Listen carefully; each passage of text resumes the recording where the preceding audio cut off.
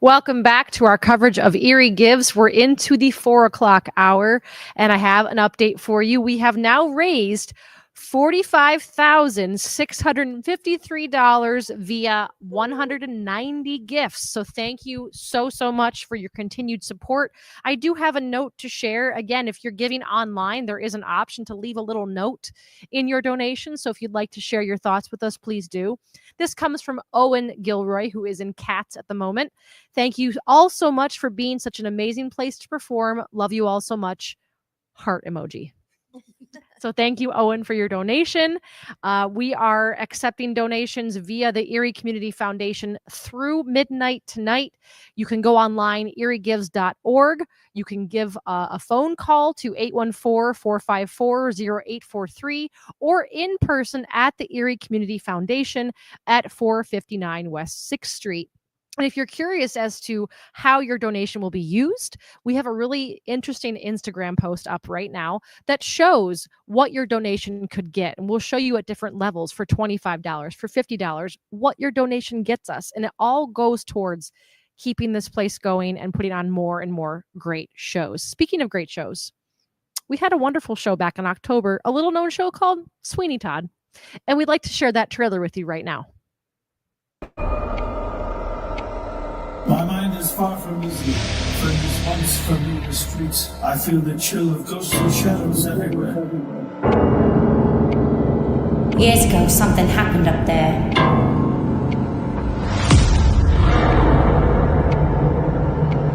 Something not very nice. Mischief! You can be a barber again.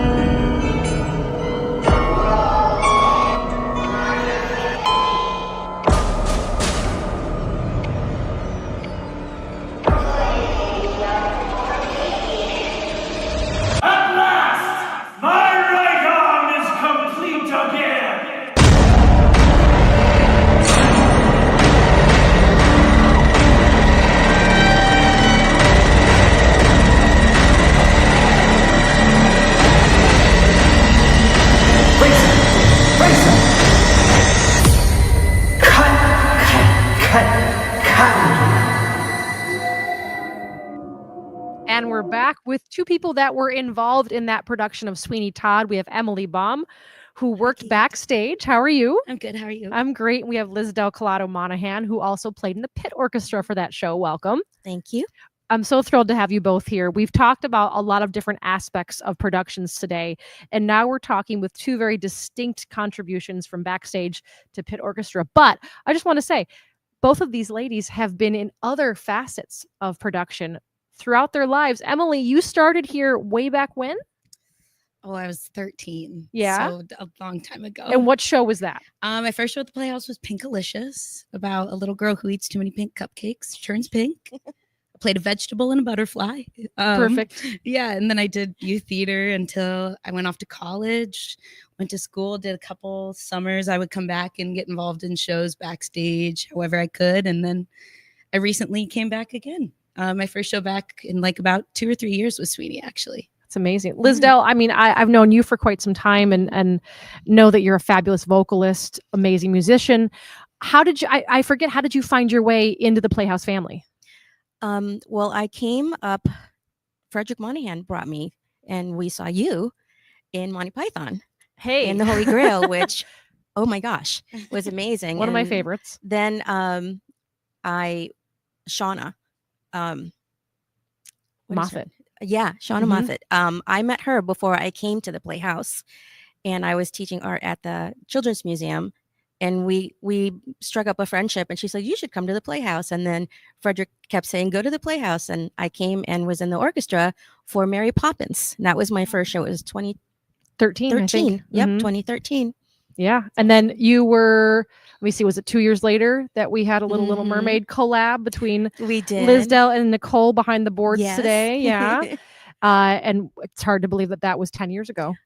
And 10 how fast years. time flies when you're involved here, right? Yes. So I just kind of want to dive into specifically the backstage and the pit experience, because they're both invaluable contributions. Emily, I recently got to work with you on Da Vinci Code Yeah. as our stage manager.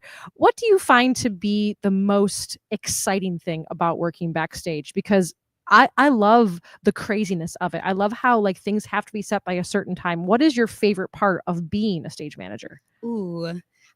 Well, I didn't think when I moved backstage I would feel like as much adrenaline as you get when you're on stage, but sometimes I feel like there's more because we're the people who are there to solve the crisis that might be going on. So it is a lot of hurry up and wait sometimes, where we'll let you guys do your thing on stage and we'll get ready for the next transition. And then we have 10 seconds to do a bunch of craziness, and then we're setting for the next thing and waiting for you guys to do your thing, and then that go on and so forth.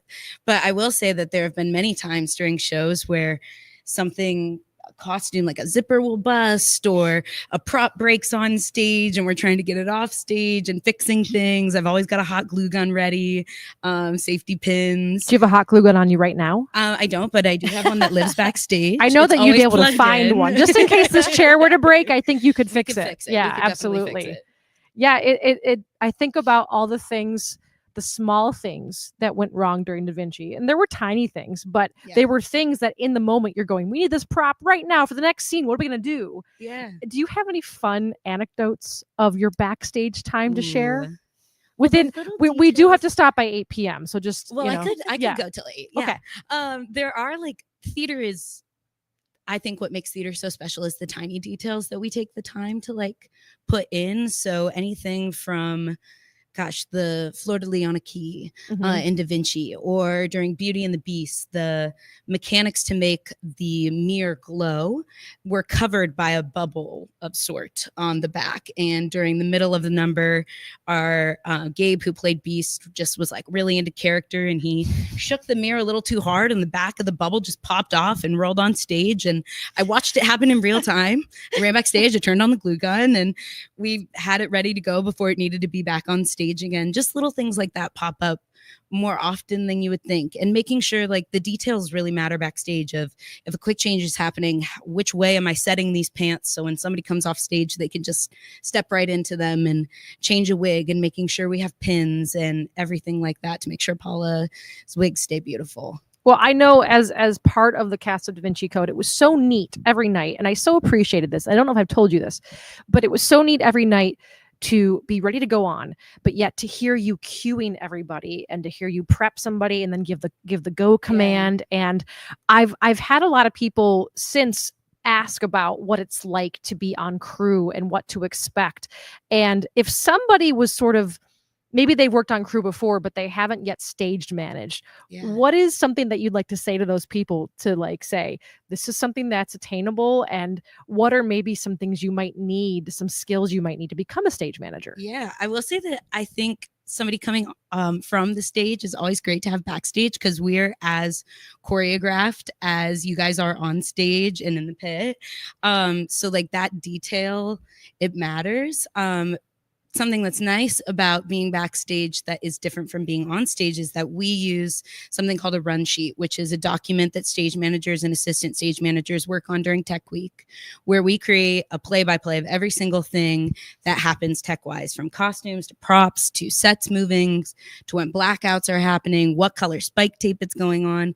So you don't have to memorize. We actually encourage you don't memorize it, because things come up, these emergencies come up during a show that you need to be able to pivot and then pivot back to the show that's happening on stage. So if you're worried about memorizing something, I definitely think that backstage could be a great place to start, because you have the Bible in your hand, for lack of a better word. Mm-hmm. And you create that document. So you have to be organized. Yes, very organized. Yeah, you're cueing the lights, you're cueing actors, you know, it's you have to be very focused in the moment. And it's a gargantuan task, and you did it brilliantly. Well, thank you. Yeah. So Lizdel, coming up from the pit, and I mean, you're a performer as well.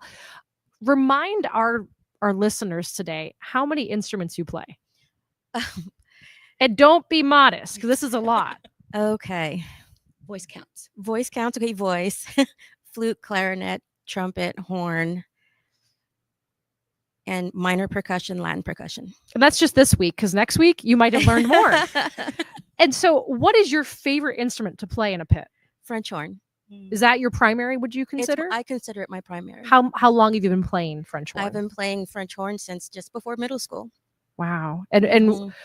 if you can think back to what inspired you to pick the French horn, do you remember why you chose that? So I was playing clarinet, and our band director in 7th grade, just before 7th grade, let me know, you're coming into band, but we need horns.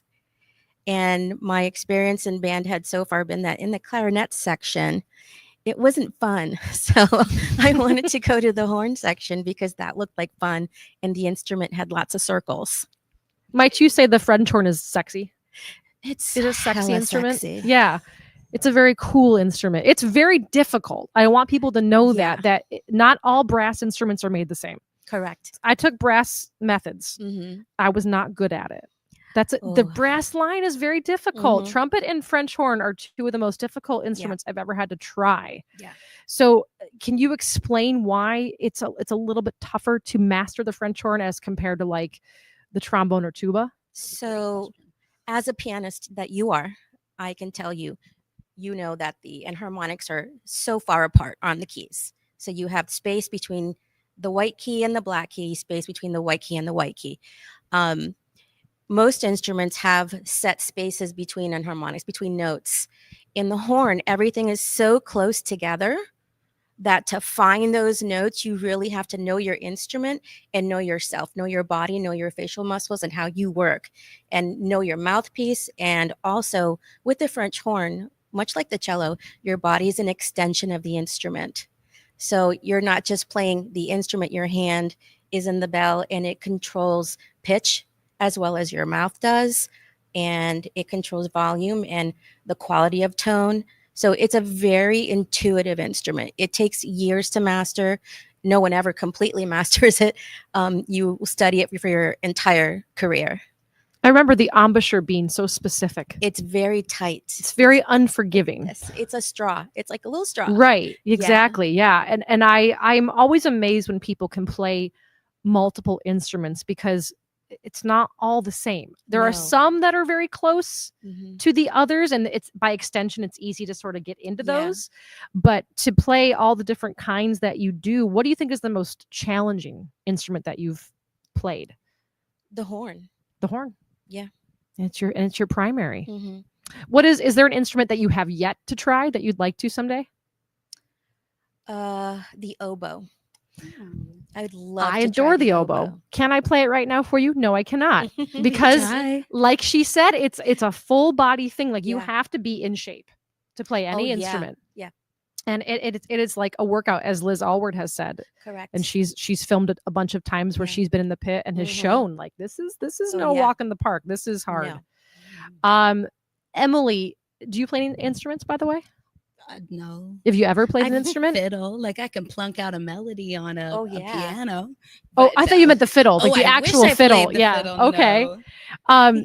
Now I knew you when you were in Pinkalicious. Yes. Is there a chance that maybe someday we might see you on stage? Ooh, it's been a long time since I've been on the stage. Yeah. I do think there are a couple musicals out there that would get me to maybe sing in front of Richard again. Yeah. We'd love to see that. Do you have a favorite moment from this past year from being involved backstage that stands out to you? I mean, being back at the Playhouse is always such a. It's like, hard to think that you've been yeah. away, because Yeah. now you just feel so ingrained in the day-to-day goings on that you just feel like you've been here Yeah. as part of the family forever. I love it here. Yeah. It's really like the family dynamic that we all talk about. Like I do believe it's very true. I mean, I only met Lizdel in January when we did Yeah. Waitress, and Mhm. you were on stage. Correct. And Yep. it's been so nice to be back. I feel like I haven't missed a beat. The community here is undeniably welcoming, and it's somewhere that whenever I need my theater cup filled, it's always there. And I just, Yeah. And I couldn't walk away if I wanted to, honestly. Well, and apart from being backstage, playing in the pit, being on stage, we also have a wonderful bank of volunteers that help out front of house and are here volunteering to sell concessions, sell 50/50, escort people to their seats, and they're coming back show after show, week after week to do this as just volunteers, and they're such an important part of what makes our shows successful. So if you're not someone who is comfortable being on stage, or perhaps you don't play an instrument, you can always get involved with our front of house, and there are several ways that you can help out, and you can always send me an email, kate.theme@erieplayhouse.org, if you'd like to get involved that way, because we're always looking for new faces. But also that usually leads into getting backstage or getting to be in the pit or on stage. It just sort of, everybody sort of weaves in and out of these different domains to be a part of the family. Waitress was amazing. It You was look an like you had a little bit of incredible fun. experience. Yeah. I had too much fun. Yeah. What was many now that pies. was apparently, like, that is known as the show of props, Oh my gosh. right? Did you have any fun or funny moments in that show that you can share? Funny moments. Oh my gosh. There are so many that Cal. Oh, Cal.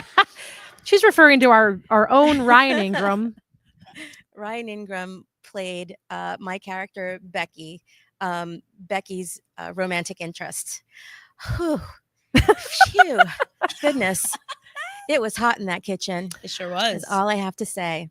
Because they were Props, yeah. baking pies, We were everybody. making That's pies. why it was Yeah. hot. Yes. Because That's- the oven was on. Yes. And you went through pies every night. We went through lots of pies. Real pies. Real pies. Yeah, we went through Mhm. like 4 full pies a night Mhm. of like, I think like our preset for Act 1, we set like, gosh, I want to say like 22 pieces of pie that were Yeah. eaten on stage. Yep. Every Nicole- night. Yeah. Mhm. Yeah. Oh, Julie yeah. and I were backstage slicing pies. Baking pie, you can smell it. Yes, Yeah. It was we something. baked it downstairs. I would eat Nicole's pie every time she came off stage. It was delicious. It was pecan. Did you get sick of pie? I didn't, but I wasn't on stage. But I you're never ate it. surrounded. We never, only the people who were playing our guests, the customers in the restaurant, they were the ones who ate Did it the make pie. you want pie more, though, because you couldn't have it? I was really too busy. You were very You- I was very busy. Everybody was always involved in that Yeah. show. There was never a moment of rest. There were very for few moments anyone. of rest. That's right. Yeah. What's been your favorite Playhouse memory? I know that's like Wow. picking your favorite child. You can't do it. But maybe if it's not your favorite, one that sticks out since you've been involved here. Well, seeing my friend Brendan there, I can say this. During Little Mermaid, there was a moment when my eels were on rollerblades.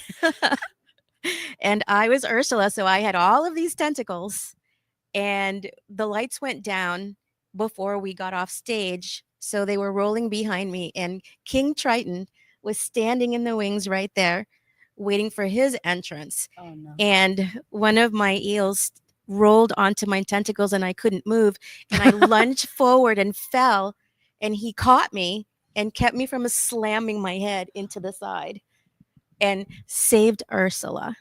That's funny you say that. It Plot was an twist. incredible moment. It was a big plot twist because she wanted to kill King Triton, but he saved her. Who knew? There was a family reconciliation, because It- aren't you guys brother and sister? Yes. Triton and Ursula. That's Mhm. right. Well, Really? the thing is, you might be wondering why I'm not letting you guys wrap up, because we're doing really well. Oh, Oh, sweet. so we just keep talking. We're doing just really keep well. We talking. are now up to 53,000. Wow. 228. everybody. That is So awesome. you can't leave as long as the numbers keep going up. You're just going to stay. Sorry, All you're our right. good luck charms. We're going to keep this going. I'm Can good. I just say one quick You can thing you were say talking so many about? things. You were talking about ushers and getting involved, and I will also say that one of the best ways that I find crew members when I'm stage managing is the volunteer form on the website, and filling that out with your interest. I have found some of my go-to stage crew members through that form, and when we did Camelot way back when, Richard had asked me to step up and like take over some of the quick changes, and we had a woman who had never done a show before. She had only ever been a season ticket holder, and she came backstage and we taught her how to do quick changes, and she became a regular, and she was a star that Mhm. show. She saved our butts several times because she was just